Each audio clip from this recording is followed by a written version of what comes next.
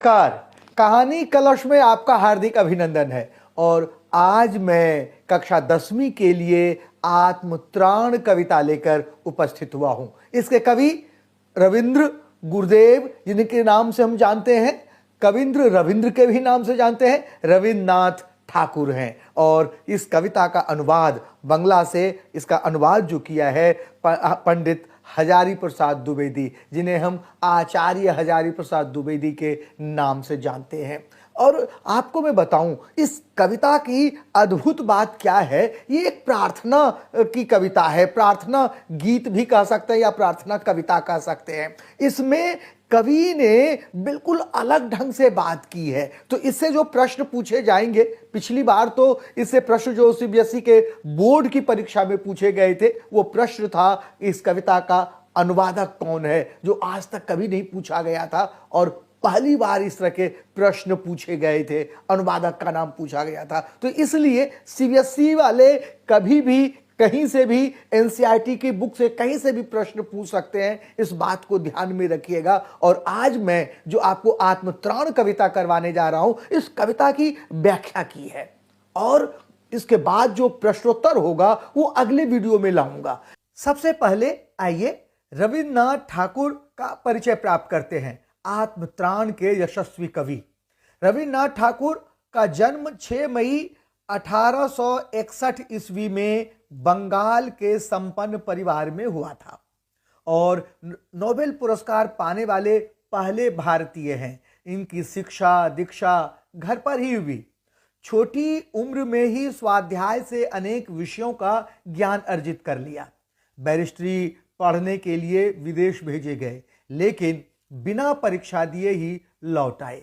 रविंद्रनाथ की रचनाओं में लोक संस्कृति का स्वर प्रमुख रूप से मुखरित होता है। प्रकृति से इन्हें गहरा लगाव था। इन्होंने लगभग 1000 कविताएं और 2000 गीत लिखे।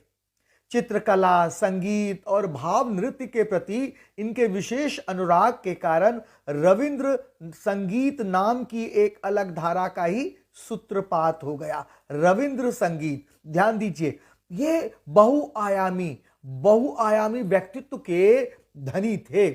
ये कविता, उपन्यास, कहानी, नाटक, चित्रकला किसमें आगे नहीं थे, ये सोचने की बात है।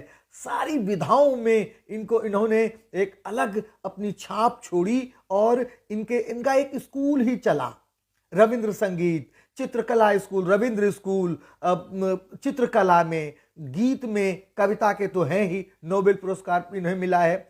इन्होंने शांति निकेतन नाम की एक शैक्षिक और सांस्कृतिक संस्था की स्थापना की। यह अपनी तरह का अनूठा संस्थान माना जाता है। आपको मैं बताऊं, शांति निकेतन से मैंने पीएचडी की है और जब मैं 2008 में शांति निकेतन पहली बार गया था तो सुबह मैं गया था, लगभग 7 बजे के आसपास में कैंपस चला गया था। तो वहां मैं देखता क्या हूं कि हर एक पेड़ के पास एक क्लास है, कक्षा लगी हुई है। हर एक पेड़ के पास विशाल घने पेड़ हैं और उस पेड़ के नीचे बच्चे पढ़ रहे हैं। क्या अद्भुत दृश्य था दोस्तों, मैं आपको क्या बताऊं, मैं उसे महसूस कर सकता हूं। जब कभी आपको मौका मिले तो शांति निकेतन जरूर जाइए। तो इन्होंने शांति निकेतन में एक अद्भुत, एक अलग तरह की शिक्षा व्यवस्था देने की कोशिश की, अलग संस्था बनाई और एक अद्भुत अनूठा है। अपनी काव्य कृति गीतांजलि के लिए नोबेल पुरस्कार से सम्मानित हुए। रविन्द्रनाथ ठाकुर की अन्य प्रमुख कृतियां हैं नैवेद्य, पूर्वी, बलाका, क्षणिका, चित्र और सांध्य गीत, काबुलीवाला और सैकड़ों अन्य कहानियां, उपन्यास गोरा, घरे बाहिरे और रविंद्र के निबंध, ये इनकी जो हैं इनकी रचनाओं के हैं। अब देखते हैं कि इस कविता में क्या है। पाठ प्रवेश करते हैं। उसके बाद करे, तैरना चाहने वाले को पानी में कोई उतार तो सकता है, उसके आसपास भी बना रह सकता है, मगर तैरना चाहने वाला जब स्वयं हाथ पांव चलाता है तभी तैराक बन पाता है। परीक्षा देने वाले जाने वाला जाते समय बड़ों से आशीर्वाद की कामना करता ही है, बड़े आशीर्वाद देते भी हैं, लेकिन परीक्षा तो उसे स्वयं ही देनी पड़ती है। इसी तरह जब दो पहलवान कुश्ती लड़ते हैं तब उनका उत्साह तो सभी दर्शक बढ़ाते हैं, इससे उनका मनोबल भी बढ़ता है, मगर कुश्ती तो उन्हें खुद ही लड़नी पड़ती है। प्रस्तुत पाठ में कवि गुरुदेव मानते हैं कि प्रभु में सब कुछ कर देने की शक्ति है, संभावना है, सामर्थ्य है, फिर भी वह यह कतई नहीं चाहते कि वही सब कुछ कर दे। कवि कामना करता है कि किसी भी आपद विपद में, किसी भी द्वंद्व में सफल होने के लिए संघर्ष का वह स्वयं रास्ता बनाए, प्रभु को कुछ न करना पड़े। फिर आखिर वह अपने प्रभु से चाहते क्या है? आइए कविवर जो है की जो कविता है, ये जो गीत है प्रार्थना गीत, इसका जो अनुवाद है रविन्द्रनाथ ठाकुर की प्रस्तुत कविता का बंगला से हिंदी में अनुवाद श्रद्धेय आचार्य हजारी प्रसाद द्विवेदी ने किया है। द्विवेदी जी हिंदी साहित्य को समृद्ध करने में अपूर्व योगदान इनका है। यह अनुवाद बताता है कि अनुवाद कैसे मूल रचना की आत्मा को अक्षुण्ण यानी बचाए हुए की जा सकती है। ध्यान दीजिए, इस बार का जो प्रश्न था, एग्जाम था और बोर्ड की परीक्षा, पहली बार इस तरह का प्रश्न पूछा गया था कि इस कविता का अनुवादक कौन है, और उसमें ऑप्शंस दिए थे बहुविकल्पीय प्रश्न में जो अलग से होता है। देखिए प्रश्न किस तरह के होते हैं, एक काव्यांश दिया होता है, उससे 5 बहुविकल्पीय प्रश्न पूछे जाते हैं, 2 बहुविकल्पीय प्रश्न अन्य होते हैं जो भिन्न भिन्न कविताओं से प्रश्न हुए होते हैं। तो उसमें भिन्न भिन्न जो थे 2 प्रश्न जो थे, उनमें से एक प्रश्न था कि आत्मत्राण कविता का अनुवादक कौन है। ये तो ध्यान दीजिएगा, अनुवादक का भी ध्यान रखना है। सीबीएसई की परीक्षा है, उसमें कहीं से भी कुछ भी प्रश्न आपसे पूछा जा सकता है, इसलिए इन सारी बातों का आप ध्यान रखिएगा। और एक बात और, कई बार वैसे तो साइंस में और मैथ्स वाले ये कहते हैं, एसएसटी वाले भी कहते हैं, हिंदी से मैं भी यही कहना चाहता हूं कि एनसीईआरटी की किताब जो है बाइबल की तरह है। उसे कहीं पर भी, चाहे पाठ प्रवेश हो या चाहे जीवनी हो, आप एक बार उसे जरूर पढ़ लीजिए। हो सकता है कि यहां से भी प्रश्न आपसे पूछा जा सकता है, प्रश्न पूछे। तो आइए सबसे पहले हम कविता करते हैं। कविता है आत्मत्राण, आत्मरक्षा। आत्मत्राण क्या हुआ? आत्मरक्षा। और आत्मरक्षा, विपदाओं से मुझे बचाओ, यह मेरी प्रार्थना नहीं। विपदाओं यानी मुसीबतों से मुझे बचाओ, ये मैं तुमसे प्रार्थना नहीं करता, केवल इतना हो करुणा मैं कभी न पाऊं विपदा में भय। लेकिन हे ईश्वर, इतना करना, इतनी सी कृपा करना कि मैं कभी भी मुसीबतों से घबराऊं नहीं। मैं तुमसे ये नहीं कहता विपदाओं से मुझे बचाओ, यह मेरी प्रार्थना नहीं, केवल इतना हो करुणा मैं कभी न पाऊं विपदा में भय, कभी न विपदा में पाऊं भय। इस तरह से पंक्ति है। कभी कहता क्या है? कभी कहता है, हे प्रभु, मेरी आपसे यह प्रार्थना है कि मुसीबतों से आप मुझे बचाएं। ये मैं प्रार्थना नहीं कर रहा, मेरी रक्षा करें ये भी नहीं कह रहा। मैं कह रहा हूं कि मैं तो केवल इतना चाहता हूं कि जब कभी भी मुझ पर कोई विपत्ति आए तो मैं बिना डरे उसका सामना कर सकूं। ये कभी न विपदा में पाऊं भय, विपदा से मैं कभी न घबराऊं, कभी डरूं नहीं। दुख ताप से व्यथित चित्त को न दो सांत्वना, नहीं सही, पर इतना होवे करुणा में दुख को मैं कर सकूं सदा जय।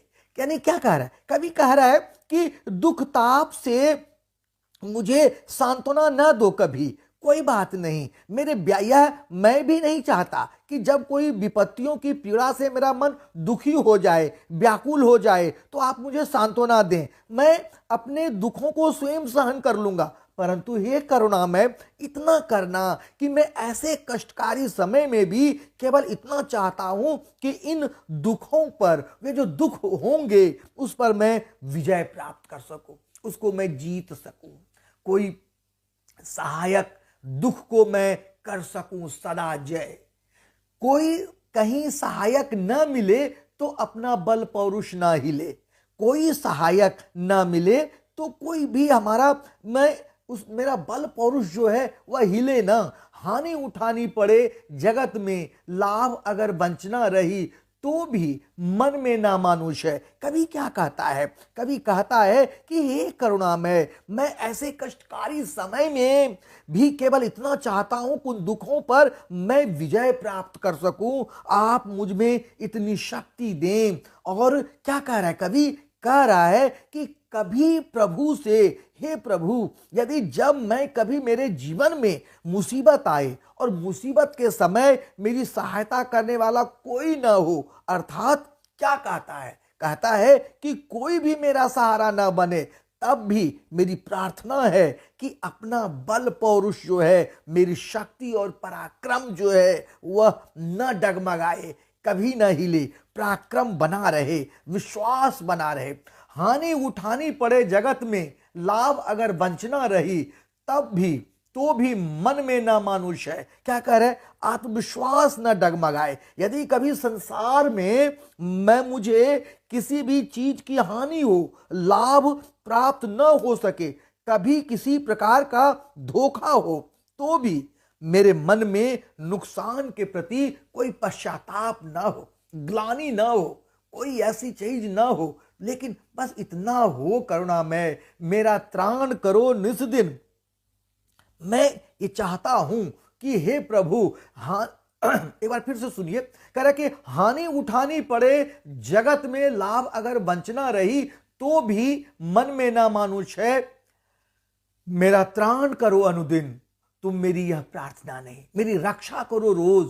मैं ये आपसे यह प्रार्थना नहीं करता, पर इतना हो करुणा, लेकिन इतना हो करुणामय, इतना हो बे कि तरने की हो शक्ति अनामय। किसी न किसी संकट से मुक्ति दिलाते रहो, परंतु हे करुणामय, मुझे रोग रहित रखना, यानी किसी भी प्रकार की क्षय बीमारी ना हो। अनामय मैं बना रहा हूं, निरोग बना रहा हूं। मेरा भार अगर लघु करके न दो सांत्वना नहीं सही। कह रहे कि मेरा भार अगर लघु करके, कम करके सांत्वना न दो, ढाढ़स न दिलवाओ, तब भी कोई बात नहीं, लेकिन केवल इतना रखना अनुनय, इतनी सी कृपा रखना, वहन कर सकूं इसको निर्भय, इसे मैं वहन कर सकूं, सहन कर सकूं निर्भय, बिना किसी भय के मैं इसे सह सकूं, स्वस्थ रह कर सह सकूं, मैं अपनी शक्ति को बनाए रख सकूं और उस ताकत के सहारे भवसागर पार कर जाऊं। मैं यह भी नहीं चाहता कि मेरे कष्टों के भार को तुम कम करो। क्या कह रहे? केवल इतना हो करुणा मैं बहन कर सकूं इसे निर्भय, न तो शिर होकर सुख के दिन में। क्या कह रहा है कभी? कह रहा है कि मैं नहीं चाहता। क्या नहीं चाहता? कभी कह रहा है कि मेरा भार अगर लघु करके न दो सांत्वना नहीं सही, मेरा भार जो है, मेरे कष्टों को कम कर दो, तब भी मेरी सांत्वना मत दो, कोई बात नहीं। मैं तो केवल इतना चाहता हूं कि जीवन में आने वाली सभी मुसीबतों का मैं डटकर, निर्भय, बिना डरे इसका सामना कर सकूं।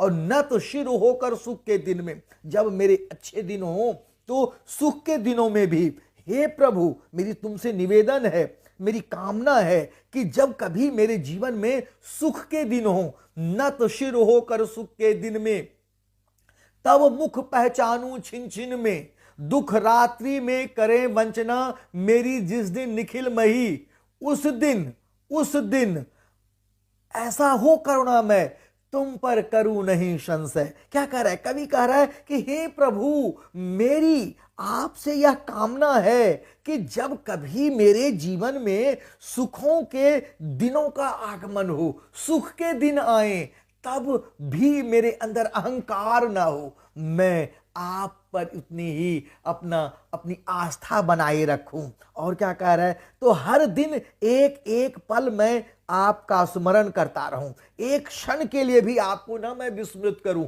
भुलाऊं नहीं। या ये नहीं कि आमतौर पर क्या होता है कि जब हमारे अच्छे दिन होते हैं, जब हमारे सुख के दिन होते हैं, तो हम प्रभु को, परमपिता को भूल जाते हैं, और थोड़े से कष्ट के दिन होते हैं तो हम परमपिता पर, ईश्वर पर संदेह करने लगते हैं। उन्हें ही अनाप शनाप हम बोलना शुरू कर देते हैं कि जो कुछ हो रहा है आपके कारण हो रहा है, आप हैं नहीं, आप कृपा नहीं कर रहे, आप मुझसे ये हैं वो हैं। इस तरह से हम अपने प्रभु को, अपने ईश्वर को ही बोलने लगते हैं, उनको उलाहना देने लगते हैं। एक तरह से कह सकते हैं कि लेकिन कवि क्या कह रहा है? कवि कह रहा है कि सुख के दिन में भी मैं आपको पहचानता रहूं, कभी भी ऐसा ना, हर क्षण आपको मैं पहचानूं। दुख रात्रि में करे वंचना मेरी जिस दिन निखिल मही, पूरा संसार, पूरी पृथ्वी जो है मेरे जो है दुखों का धोखा दे दे, मुझे धोखा में मिले, तब भी मेरे मन में आपके प्रति कोई संदेह ना हो। क्या कर, दुख से भरी रातों में भी चाहे संपूर्ण सृष्टि से मुझे धोखा मिले, उसके बाद भी मैं आप पर अविश्वास ना करूं। और कभी क्या कह रहा है कि मेरे मन में आपके प्रति कोई संदेह ही ना हो। यही बात है, अपने दुखों के लिए आपको दोषी न ठहराऊं। और हे प्रभु, हे करुणा में मुझ पर ऐसी कृपा दृष्टि रखना, उस दिन ऐसा हो करुणा में तुम पर करूं नहीं संशय। कह रहे, हे प्रभु, हे करुणा में मुझ पर ऐसी कृपा दृष्टि रखो कि मेरे मन में तुम्हारे प्रति आस्था और विश्वास सदैव बनी रहे। उस दिन ऐसा हो करुणा में तुम पर करूं नहीं कुछ संशय, तुम पर कोई अविश्वास ना करूं, तुम में उतनी ही आस्था बनी रहे। जब दुखों का पहाड़ मुझ पर टूटा हो, पूरी पृथ्वी के लोग जो है मुझ पर, मेरे साथ धोखा करे, दुख रात्रि में वंचना में करे वंचना मेरी जिस दिन निखिल मई, उस दिन भी मैं आप पर अविश्वास ना करूं। कभी यही कहना चाहता है। और एक बात मैं बताऊं, अनुवादक हजारी प्रसाद द्विवेदी जी, और एक बात मैं आपको बताऊं, इसमें कवि ने अन्य जो गीत हैं, प्रार्थना गीत हैं, उससे बिल्कुल भिन्न है। अन्य प्रार्थना गीत में हम आमतौर पर कहते हैं, प्रार्थना करते हैं कि हे ईश्वर, मुझ पर दुख न आए, मुझे कामयाबी दे दो, मैं ये कर लूं, मुझे ये प्राप्त हो जाए। लेकिन इसमें कवि क्या कहता है? कवि कहता है कि मैं ये नहीं कहता कि मुझे दुखों से बचाओ, मैं ये नहीं कहता कि मुझ पर मुसीबतें ना आए, मैं, हे ईश्वर, मुझे उससे लड़ने की शक्ति दे दो, मुझे पराक्रमी बना दो, मैं उससे निर्भय होकर लड़ सकूं। तो कवि का ये जो है अद्भुत प्रार्थना गीत है, प्रार्थना की कविता है। और इसके द्वारा, इसके बाद जो प्रश्नोत्तर है, प्रश्नोत्तर जो कुछ है कि कविता में मुख्य मुख्य क्या बातें हैं। कह रहा है कि आत्मत्राण कविता एक प्रार्थना गीत है। यह अन्य प्रार्थना गीतों से सर्वथा भिन्न है। इसमें कवि प्रभु से जीवन संघर्ष करने के लिए शक्ति की मांग करता है। वह यह नहीं कहता कि प्रभु ही सब कुछ कर दे, यद्यपि प्रभु सब कुछ कर देने के सामर्थ्यवान हैं, वे सब कुछ कर सकते हैं, लेकिन कभी ऐसी उनसे कामना नहीं करते हैं। कभी क्या कहता है? कभी कहता है कि हे ईश्वर, मुझे आप दुखों से लड़ने की शक्ति दीजिए, यद्यपि प्रभु सब कुछ कर देने में समर्थ है। कभी यह कामना करता है कि किसी भी आफत या विपत्ति या मुसीबत में, किसी भी द्वंद्व में सफल होने के लिए संघर्ष वह स्वयं करे, प्रभु को कुछ न करना पड़े। वह विपत्ति की घड़ी में जब सभी उसकी उपेक्षा कर दे, अपने प्रभु की सत्ता के प्रति अविश्वास प्रकट न करे। उसकी प्रार्थना गीत अन्य गीतों से भिन्न है। कभी यह मांगता है कि विपत्ति में वह डरे नहीं, अपने बल पौरुष पर अडिग रहे, अपना भार स्वयं उठाए, सुख के दिनों में भी प्रभु का स्मरण करे और प्रभु की कृपा पर कभी संशय न करे। आगे देखते हैं, आगे प्रश्न करते हैं। इस प्रतिपाद्य के बाद कॉम्पिटेंसी आधारित प्रश्न है। कवि रविंद्रनाथ ठाकुर ईश्वर से दुख कम करने की प्रार्थना नहीं करते, वे उनसे क्या मांगते हैं और क्यों? कवि रविंद्रनाथ ठाकुर ईश्वर से दुख कम करने की प्रार्थना नहीं करते, बल्कि वे दुखों से सफलतापूर्वक संघर्ष करने की शक्ति प्रदान करने की कामना करते हैं। वे विपत्तियों से जूझने की क्षमता प्रदान करने और उन परिस्थितियों में निर्भीक बनाने की प्रार्थना करते हैं। वास्तव में कवि अपने दुखों का भार स्वयं वहन करना चाहता है। वह ईश्वर पर पूरी तरह आश्रित रहना नहीं चाहता, बल्कि आत्मनिर्भर बनकर अपनी नियति को निर्धारित करने की शक्ति प्राप्त करना चाहता है। वह किसी भी स्थिति में ईश्वर पर संशय नहीं करना चाहता। उसका आत्मविश्वास एवं मनोबल अत्यंत उच्च स्तर पर है और वह कर्मठ तथा पौरुषवान बनना चाहता है। यही कारण है कि वह ईश्वर को अपने दुखों को समाप्त करने का अनुनय नहीं, बल्कि स्वयं में उन दुखों से लड़ने की क्षमता विकसित करने की प्रार्थना करता है। अगला प्रश्न क्या है? आत्मत्राण कविता में कवि की प्रार्थना से क्या संदेश मिलता है? अपने शब्दों में लिखिए। आत्मत्राण कविता से हमें यह प्रेरणा मिलती है कि हम अपने काम एवं दायित्वों को पूरी निष्ठा एवं ईमानदारी के साथ पूर्ण करें। हम अपने कार्यों के लिए ईश्वर पर निर्भर न रहें, बल्कि स्वयं के अंदर ऐसी शक्ति एवं क्षमता विकसित कर लें जिससे विषम परिस्थितियों एवं कठिनाइयों से जूझने की शक्ति हमारे अंदर मौजूद हो। हमारा आत्मबल एवं पराक्रम डगमगाए नहीं। हम प्रभु यानी ईश्वर पर कभी भी संशय न करें। उनकी क्षमता असीमित है, लेकिन अपने प्रभु से अर्थात ईश्वर से हमें अपने दुखों को हरने की, समाप्त करने की प्रार्थना नहीं करनी चाहिए। हमें स्वयं की क्षमता पर विश्वास रखना चाहिए और अपने जीवन की विषम परिस्थितियों का स्वयं ही डटकर सामना करना चाहिए। अगला प्रश्न क्या है? अगला प्रश्न है, अपनी इच्छाओं की पूर्ति के लिए आप प्रार्थना के अतिरिक्त और क्या क्या प्रयास करते हैं? लिखिए। उत्तर है, हम अपनी इच्छाओं की पूर्ति के लिए ईश्वर से प्रार्थना करते हैं। ईश्वर से अच्छे स्वास्थ्य, तरक्की तथा जीवन में यश की कामना करते हैं। हम संघर्षों के समय ईश्वर को स्मृति में लाते हैं, तो इसका कारण उनसे ऐसी क्षमता पाने की आशा होती है जो हमें संघर्षों में विजय पाने की शक्ति प्रदान करे। ईश्वर की प्रार्थना के अतिरिक्त हम परिश्रम करते हैं और जीवन में विकास के विभिन्न संसाधन जुटाने की कोशिश करते हैं।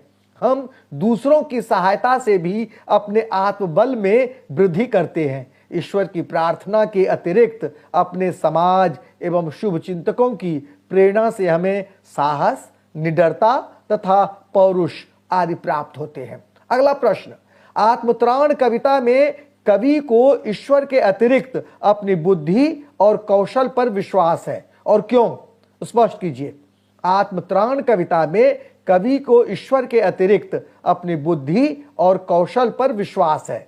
उन्हें अपनी शक्ति व कठिनाइयों का सामना करने के लिए बुद्धि के बल पर बनाई गई योजनाओं और कुशलता के बल पर उनका सामना करने की क्षमता पर विश्वास है, क्योंकि कवि का मानना है कि मनुष्य अपना उद्धार स्वयं ही कर सकता है, अपनी कठिनाइयों से खुद छुटकारा प्राप्त कर सकता है, कोई और उसकी सहायता नहीं कर सकता। यदि मनुष्य स्वयं कर्म नहीं करेगा और केवल ईश्वर के भरोसे बैठा रहेगा तो वह कभी भी कठिनाइयों का सामना नहीं कर पाएगा। इसके विपरीत यदि वह अपनी समस्त शक्तियों का उचित प्रयोग करेगा तो कठिनाइयां निश्चय ही दूर होंगी।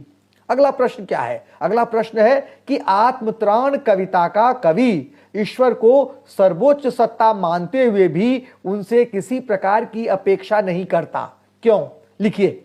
आत्मत्राण कविता में कवि ईश्वर को सर्वोच्च सत्ता मानता है, लेकिन उनसे सहायता की अपेक्षा नहीं करता, क्योंकि वह कहता है कि मुझ में आत्मविश्वास की कमी न हो। मेरे जीवन में कोई भी मुसीबत आने पर मेरा बल, शक्ति और मेरा पराक्रम न डगमगाए। आप मुझे दुखों पर विजय प्राप्त करने की शक्ति प्रदान करें। कवि नहीं चाहता कि उसके कष्टों के भार को ईश्वर कम करे। मैं तो केवल इतना चाहता हूं कि जीवन में आने वाली मुसीबतों का मैं डटकर, निर्भय होकर सामना कर सकूं, अर्थात आप मुझे निर्भयता का वरदान दें। अब बहुविकल्पीय प्रश्न करते हैं। कवि ईश्वर से कामना करता है दुखों को सहन कर पाने की शक्ति का, संघर्ष की शक्ति का, यश प्राप्त करने की शक्ति का, या क और ख दोनों? तो उत्तर है क और ख दोनों।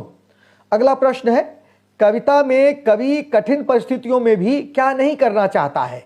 तो कवि दुखों को सहन कर पाने की शक्ति, विपत्तियों से लड़ने की शक्ति, ईश्वर से रक्षा करने की, प्रार्थना करने की शक्ति, और ईश्वर कभी दुख न दे। तो कभी ईश्वर से यह नहीं कहता कभी वह दुख देगा, कभी कहता है कि मुझे ईश्वर दुख से लड़ने की शक्ति दो, वह उसका बल पौरुष न हिले। तो ये अगला प्रश्न, कहीं कोई सहायक न मिले तो अपना बल पौरुष न हिले, हानि उठानी पड़े जगत में, लाभ अगर वंचना रही तो भी मन में न मानुष है, मेरा त्राण करो अनुदिन, तुम मेरी यह प्रार्थना नहीं, बस इतना हो करुणामय, तरने की हो शक्ति अनामय। इस काव्यांश के आधार पर प्रश्न बन सकते हैं, कवि किससे हार नहीं मानना चाहता है? तो कवि मुसीबतों से, मन से, ईश्वर से, और ये क ख दोनों। तो उत्तर तो क और ख दोनों है, क्योंकि मुसीबतों से हार नहीं मानना चाहता है और मन से भी हार नहीं मानना चाहता है। तो घ उत्तर सही है। कवि करुणामय किसे कहता है? कवि करुणामय ईश्वर को कहता है, मनुष्य को, स्वयं को, सहायक को नहीं, ईश्वर को। घ उत्तर सही है। कवि संकटों का सामना किसकी सहायता से करना चाहता है? कवि संकटों का सामना स्वयं की सहायता से करना चाहता है, वह अपने बल पौरुष से सामना करना चाहता है। तो क, ख और घ तीनों गलत है, ग सही है, स्वयं से। तो ये